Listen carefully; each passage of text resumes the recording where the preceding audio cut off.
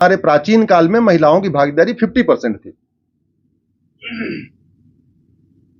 हम लोग सोचते हैं पहले, अरे आज के हजारों साल पहले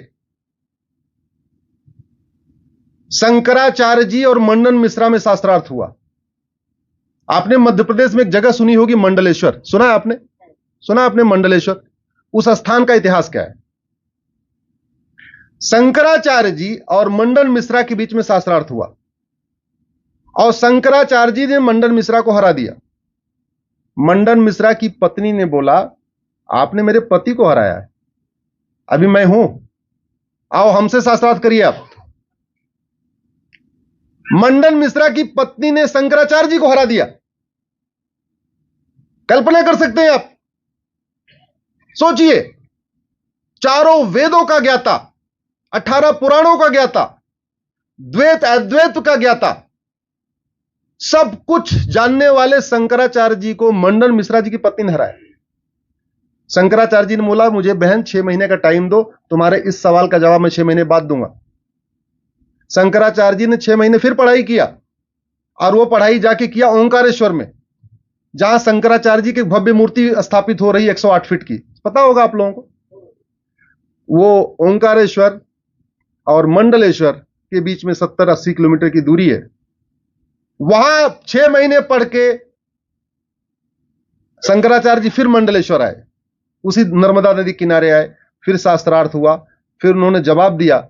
लेकिन मंडन मिश्रा जी अपनी हार से इतने व्यथित थे कि उन्होंने संन्यास ले लिया और वो मंडन मिश्रा जी के नाम पे ही उस स्थान का नाम मंडलेश्वर हो गया।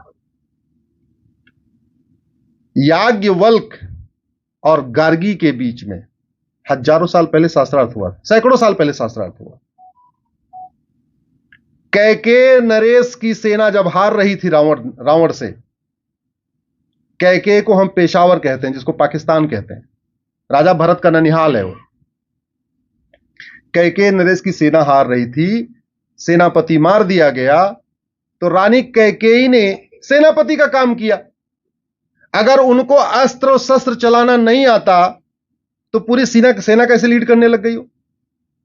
इसका मतलब प्राचीन काल में हमारी बेटियों को केवल शास्त्र की शिक्षा नहीं मिलती थी, बल्कि शस्त्र की शिक्षा मिलती थी। ये तो बीच में बहुत सारा गुलामी का समय था, जिससे हमारी संस्कृति कमजोर हो गई, बहुत सारी चीजें कमजोर हो गई। और भारतीय संस्कृति आप देखिए, मैं बार बार क्यों कहता हूं भारत की संस्कृति का प्रचार प्रसार करना आवश्यक है। प्राचीन जितने भी राज्य हैं, कोई भी राज्य किसी राजकुमार के नाम पे नहीं है। जितने भी राज्य हैं वो राजकुमारियों के नाम पे है। ये आपको कल्चर अरब में या यूरोप या अमेरिका में नहीं मिलेगा। कौशल राज्य, राजकुमारी का नाम कौशल्या। सौमित्र राज्य, राजकुमारी सुमित्रा। जनक जानकी।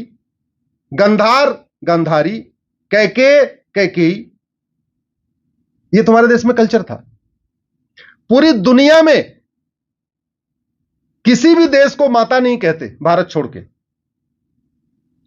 देश को या तो पिता कहते हैं, फादर कहते हैं, या तो कुछ नहीं कहते हैं। यूरोप में देश को फादर कहा जाता है।